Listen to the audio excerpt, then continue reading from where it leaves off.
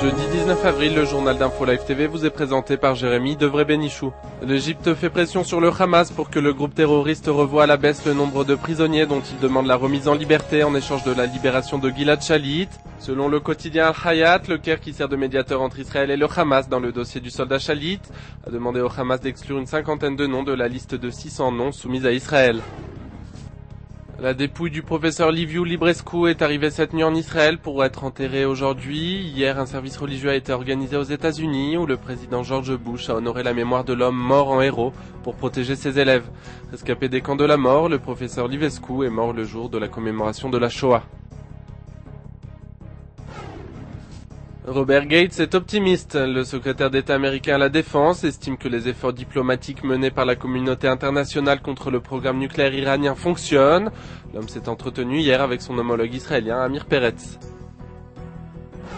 Sans transition écologie, le gouvernement doit discuter aujourd'hui de mesures visant à réduire la pollution en Israël. Sont visés les véhicules à moteur diesel.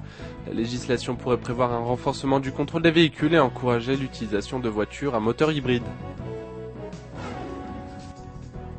Une loi européenne contre le négationnisme. Après 6 années de débat, l'Union européenne pourrait adopter ce jeudi une législation condamnant le déni de génocide.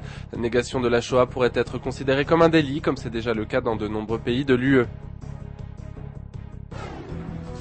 Un mot d'économie, alors que le dollar enregistre une faible remontée à 4,07 shekels, la monnaie israélienne baisse aussi face à l'euro. Ces fluctuations étaient attendues, alors que la Banque d'Israël doit se prononcer dimanche sur une baisse éventuelle du taux d'intérêt.